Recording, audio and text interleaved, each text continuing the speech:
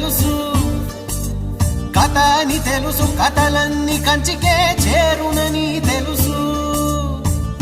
తెలుసు తెర తొలుగుతుందని, తెలుసు తెల్లారుతుందని, తెలుసు ఈ కట్టె పుట్టుకుమంటదని, తెలుసు ఈ మట్టి మట్టిలో కలిసిపోతదని.